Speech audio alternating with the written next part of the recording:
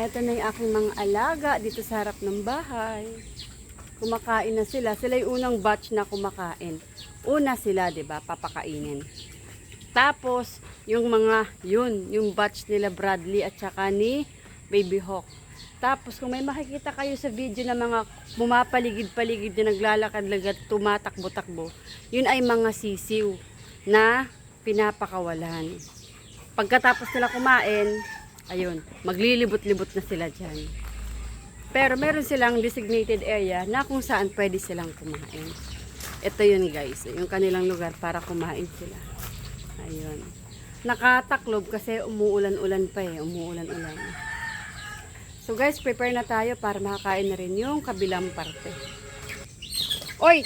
Shh! Tigilan nyo yan! Iyagitek. Tigilan nyo yan. Ang nga bata pa kayo, masyado kayong masusungod sa isa't isa ha.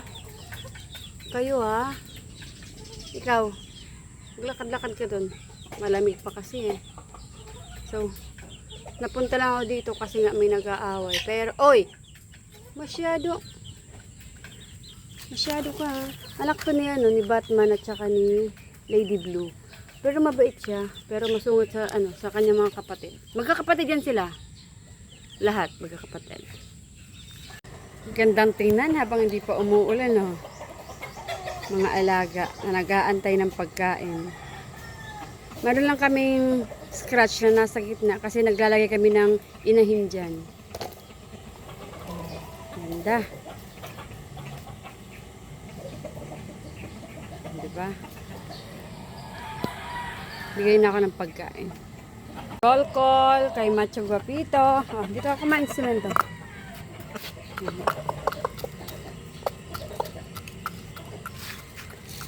Next kay Scarface naman. Amboy! Ano yan? Chismoso ka? Yan na. Next naman kay Lemon. Ito. Lemon. Orange. Yan, gumaganda na si Agent Orange. Snabero nga lang siya, masungit. Pero healthy naman.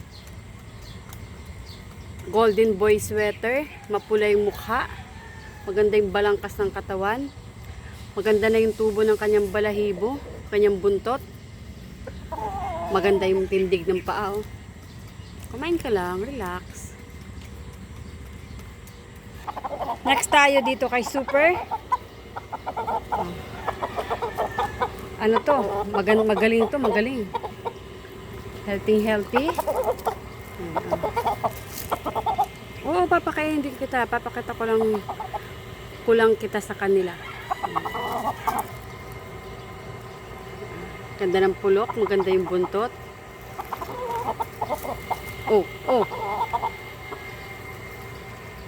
Kain ka na. Next, papakainin natin si Chappy. Ayun si Chappy nag-aantay.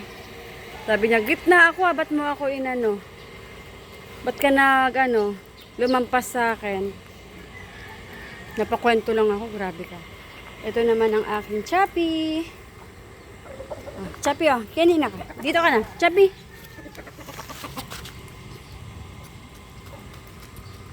Ang galing lang, no? Kasi tingnan niyo naman, kahit maulan, napapanatili nating mapula yung mukha, kumbaga healthy pa rin sila.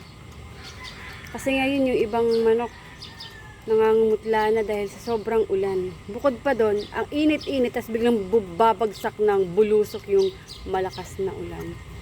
Which is, kung hindi maganda yung pundasyon ng mga manok nyo, medyo malaki yung posibilidad na matamaan sila ng sakit. Medyo malaki lang naman. Hindi ko naman sinasabi dahil doon magkakasakit agad. So, next na tayo sa pagpapakain para makakain na lahat. Alam kong gutom na yun sila. So, kabila naman. Guys, sa sobrang lakas ng ulan, kailangan na namin silang ilipat. Kasi, nabaha na, tapos nagkaroon na sila ng mga ipot na basang-basa. Baka magkasakit na to. Kaya, ito yung mga ito yung mga last part ng sisiw ko. Kasi di ba yung mga nandun sa kabila, kay Barangay Dona yun. Ito yung sa akin. Same din dito. Ito na yung mga natira sa akin. Yan. So, kailangan silang ilupat. Kasi, sobrang pangit yung kanilang lupa. Bago magpakain, lipat ko na muna sila. Sa ngayon guys, yan na muna yung kanilang lugar. Diba? Meron silang, damo na pagmemeryendahan.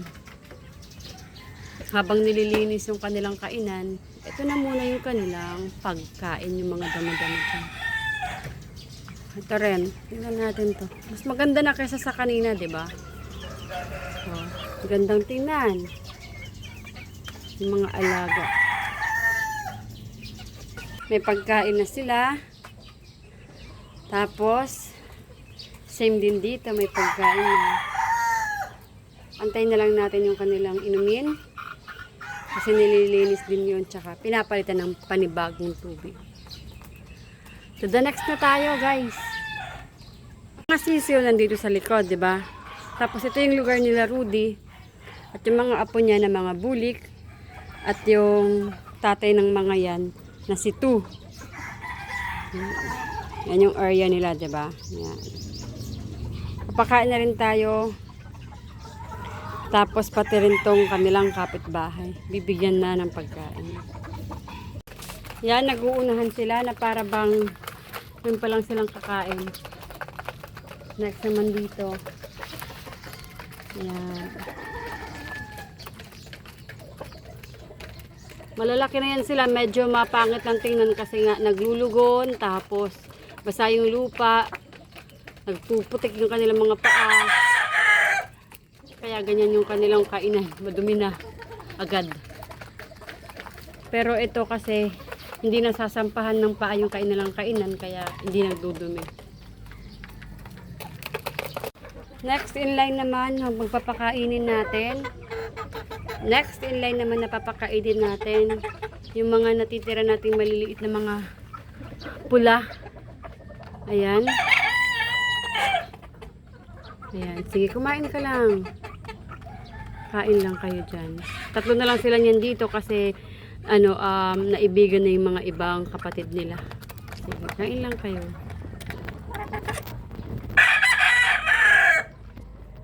Mga waiting ng pagkain, sila Rudy, si Tu, Catriona, at saka si Riot. Yan, kasi to follow pa kanilang pagkain kasi yung pinapakain ko pala ngayon yung mga tandang at saka yung mga pulet ng ating pagkain ngayon na mismo ibibigay sa kanila. Yung sa kanila kasi is Takabasyana, di ba? Yung kulay yellow. Inuna ko na munang pakainin yung mga sisiw kasi ililipat nga sila. So, next naman tayo dito. Guys, so tingnan nyo nandito na naman sila. Dati, di ba, nandito yan sila.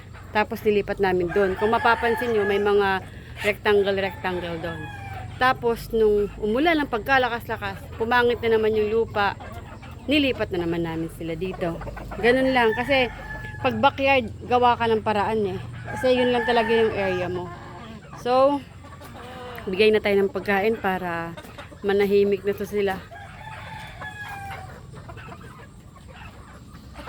Kita nyo naman guys, kahit papaano maganda yung lugar nila kaysa sa yung dito. Yan diba? Medyo nag-upgrade naman sila ng lugar. Tingnan nyo. Basa-basa pa, mayroon pang mga mga yung tubig na stock. Kasi nga, sobrang lakas ng ulan. So, ito na yung kanilang lugar. Medyo may green. Tapos, medyo ito yung bagya. Konti. Kasi, may punong nakapampan sa kanila. So, ayun si Riot. Naghahantay din ng pagkain. Bigyan ako ng pagkain para makakain na rin si Riot. Enjoy your breakfast, guys. Yung isa di pa bumababa. Oh, nag-aaway na naman. May gustong sumampa. Ito naman yung ating white kelso golden. Tapos mayroon tayong golden sweater dito.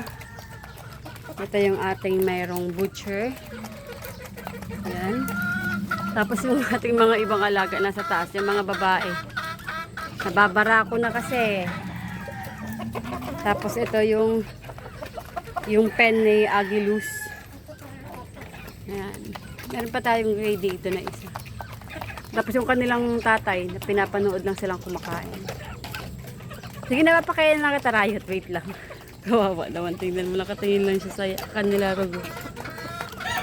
Riot! Guys, ito na lang yung kailangan kong pakainin kasi yung mga pen na mga kinalalagyan ng ating mga alagang tandang tsaka pulet ay napakain ko na. So, ito na lang yan sila. Papakainin. At syempre, yung likod na sila Rudy at sila Riot. Tinanggal na yung mga tabing sa kanila para ma-refresh naman kasi masyadong malakas yung ulan na.